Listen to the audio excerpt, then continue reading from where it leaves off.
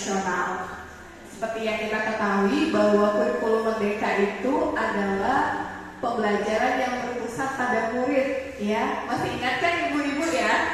Waktu kita belajar tentang budaya positif, bahwa pembelajaran yang berdasarkan atau berpihak pada murid itu adalah pembelajaran yang diinginkan pada kurikulum merdeka. Mari kita amati bersama, Ibu. Kira-kira apa yang terjadi di kelas ini? Kira-kira gimana? Tidur, Bu. Ada apa lagi? Itu ada anak yang ngobrol.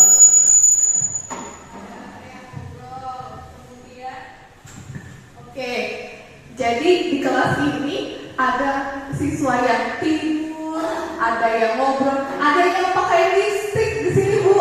Nah, kira-kira apa sih yang menyebabkan bisa terjadinya keadaan ini di dalam kelas? Kira-kira kenapa sih murid-muridnya jadi tidak memperhatikan gurunya? Kira-kira kenapa?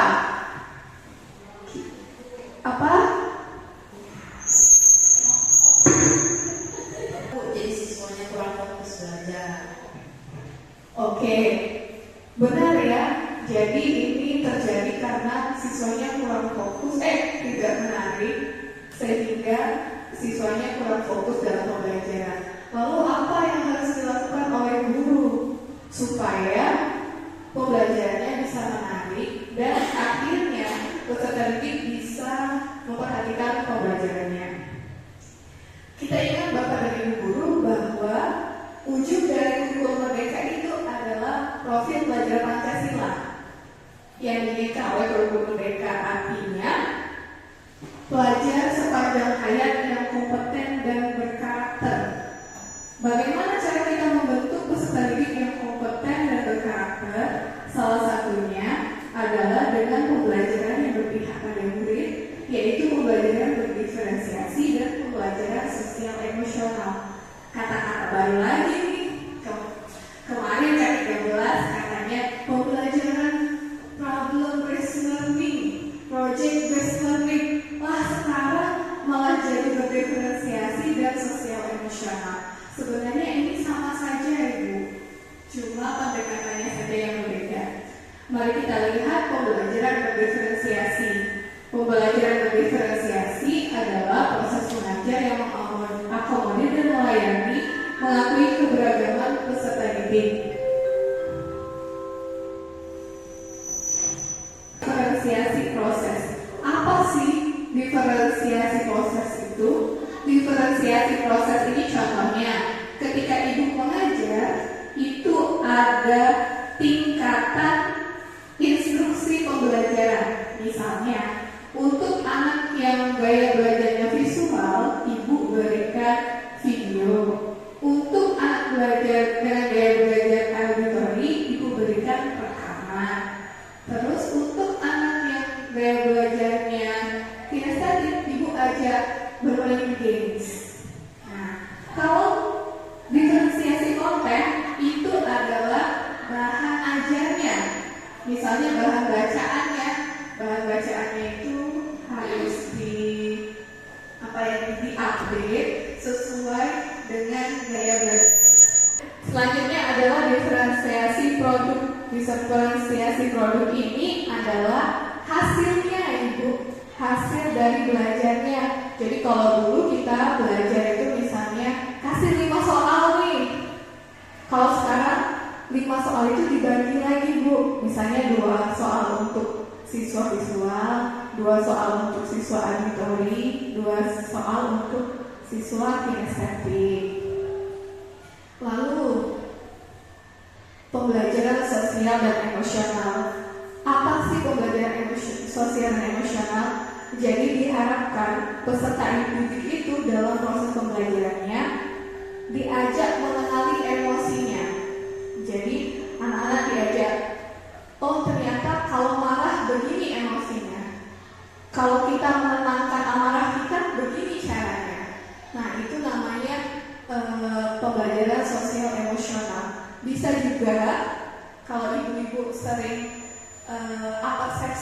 atau pembukaan pembelajaran, misalnya di awal pembelajaran ditanyakan nih, anak-anak kira-kira bagaimana perasaannya hari ini? Mari kita menggambar sebuah lingkaran, misalnya. Kemudian gambarkan emosi kalian hari ini. Misalnya ada yang gambar senyum, ada yang gambar cemberut. Nah, itu adalah salah satu media untuk proses pembelajaran sosial emosional. Tapi secara tidak langsung sebenarnya kita sudah melaksanakan. Contohnya, kalau kita belajar menggunakan kelompok, artinya kita sudah menimbulkan interaksi atau relasi di dalamnya. Nah, kemudian ini yang ingin kita capai dari pembelajaran sosial emosional, yaitu lingkungan belajar yang suportif. Karena dengan lingkungan belajar yang suportif, tentu kita akan meningkatkan kompetensi dari peserta didik tersebut. Baiklah Ibu, marilah kita cermati bersama tabel ini bagaimana menggambarkan keterampilan sosial dan emosional dalam bahasa sehari-hari. Bahwa kesadaran diri, 5 keterampilan yang kita inginkan itu adalah kesadaran diri, manajemen diri, kesadaran sosial, keterampilan berelasi, dan pengambilan keputusan. Nah, kesadaran diri dan manajemen diri ini sudah muncul ketika kita mengajak anak-anak melakukan kerja kelompok misalnya. Kemudian implementasi PST dengan pengajaran eksplisit memastikan murid memiliki kesempatan yang konsisten untuk menumbuhkan melatih dan berefleksi tentang kompetensi sosial. Terlalu indah bahasanya ya ibu-ibu ya. Jadi intinya kita itu di kurikulum Merdeka ini diminta untuk bersama-sama mengajak anak-anak mengelola emosinya. Bukan hanya anak-anak saja, tapi kita juga. Bagaimana kita bisa menimbulkan kesadaran diri, memanajemen diri kita. Ketika kita marah, apa sih yang kita harus lakukan?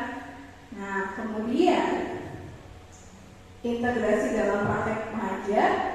Misalnya, contohnya di pembukaan yang hangat, ini masuk ke kelas, ibu-ibu nggak bujuk-bujuk, anak-anak kerjakan halaman 1 sampai 10 misalnya.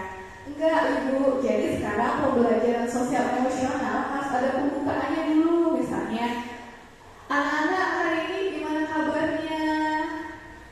Kira-kira pengalaman apa yang kamu rasakan ketika datang ke sekolah ini? Misalnya, itu adalah bagian dari pembukaan yang hangat. Kemudian kegiatan intinya, ibu-ibu tidak perlu tidak perlu menyampaikan banyak-banyak materi di bagian kegiatan inti. Mungkin cuma 1 atau 2 materi, kemudian diajak berdiskusi anak-anaknya. Jadi ibu-ibu nggak perlu lagi teriak-teriak, anak-anak X dikali Y sama dengan X Y, enggak ibu. Jadi dibiarkan kelompoknya untuk menemukan. Itu harapannya, tapi semoga bisa diaplikasikan ya. Nah, ditutup dengan penutupan optimistik.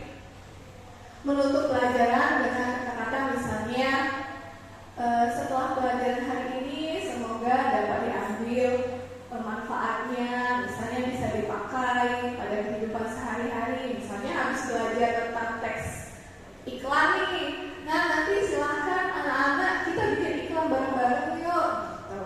Jadi pada kegiatan akhirnya pembelajaran ada umpan balik yang diberikan oleh guru untuk meningkatkan rasa optimis dari peserta didik itu. Kemudian penciptaan iklim kelas dan budaya sosial, bahwa memprioritaskan kualitas relasi antara guru dan murid adalah salah satu indikator utama. Jadi harus ada relasi antara guru dan murid. Harus ada kepercayaan sama-sama. Guru percaya nih murid punya potensi. Murid juga harus percaya sama guru bisa mengantarkan mereka pada kesejahteraan. Harapannya demikian. Kemudian lingkungan sekolah yang aman dan nyaman adalah lingkungan yang membangun persepsi bahwa setiap orang memiliki potensi dan orang lain itu adalah mitra. Ini yang kita ingin tanamkan kepada anak kita. Nanti ketika asesmen kompetensi minimum, biasanya kan kita ada survei jar namanya, survei lingkungan belajar. Kenapa akhirnya nilai AKM kita itu menurun? Karena survei jarnya ini tidak dijawab dengan baik dan benar, karena kemungkinannya ibu-ibu di sini belum paham ternyata lingkungan belajar yang diinginkan itu seperti apa. Harapannya setelah saya memberikan diseminasi ini, kita sudah mengetahui ini ternyata apa yang diinginkan oleh kurikulum Merdeka itu adalah lingkungan belajar yang sama-sama membangun persepsi bahwa setiap orang itu memiliki potensi yang berbeda. Harapannya demikian. Kemudian sebagai tenaga pendidik dan pendidik, kita diharapkan pertama menjadi teladan, artinya kita menjadi contoh kepada siswa kita. Kemudian kita harus belajar. Jadi sebagai seorang guru kita itu tidak boleh berhenti untuk belajar. Bahwa setiap ada perubahan kita harus membuka diri kita tentang apa yang harus kita pelajari. Dan yang terakhir Ibu, itu adalah berkolaborasi, bahwa kita tidak bisa mengubah sesuatu hanya sendiri. Kita butuh tim, ya. Kalau dari tadi mungkin Ibu bingung ya, gimana sih caranya pengaplikasian pembelajaran berdiferensiasi dan sosial emosional. Jadi yang pertama, kita harus memetakan kesiapan menurut gaya belajar. Nanti minta tolong sama guru BK, Ibu Titin dan Pak Arman untuk menentukan gaya belajarnya. Ada gaya belajar visual. Gak kelihatan ya Bu ya? Coba saya zoom lagi. Kalau gini kelihatan gak Bu? Lumayan ya. Ada gaya belajar visual, auditori, sama kinestetik. Pertama, dipetakan dulu nama anaknya. Siapa masuk visual, siapa masuk auditori, siapa masuk kinestetik. Kemudian tadi ada namanya diferensiasi proses. Diferensiasi proses berarti proses belajarnya beda-beda. Yang visual tadi diberikan flashcard, terus yang auditori tadi diberikan video, yang kinestetik tadi diberikan flashcard untuk melakukan game. Karena anak kinestetik itu harus bergerak Bu, dia tidak bisa cuma duduk nulis, nggak bisa. Nah, untuk bagian kontennya, anak visual belajar kosakata, anak auditori menghafalnya. Kalau anak kinestetik memperagakannya. Jadi terlihat ada perbedaannya ya.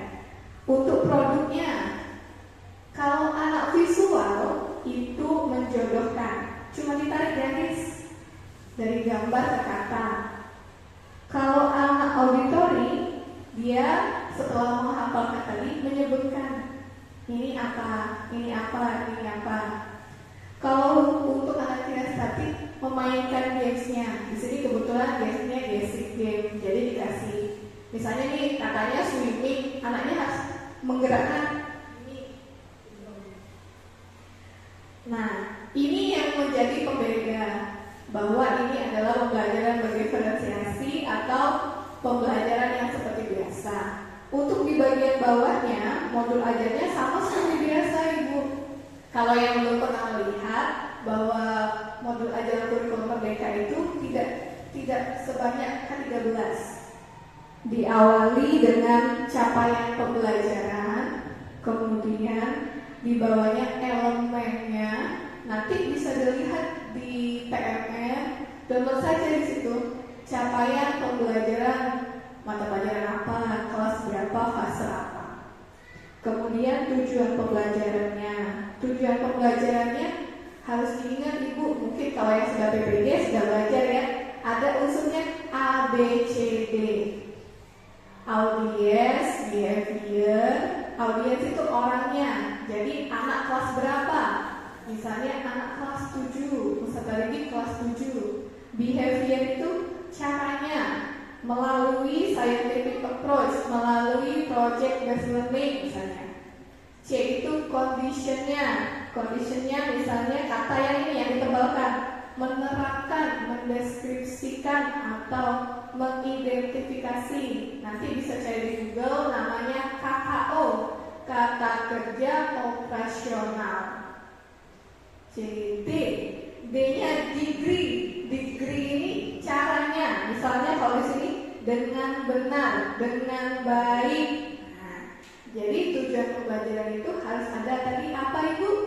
A, B, C, D.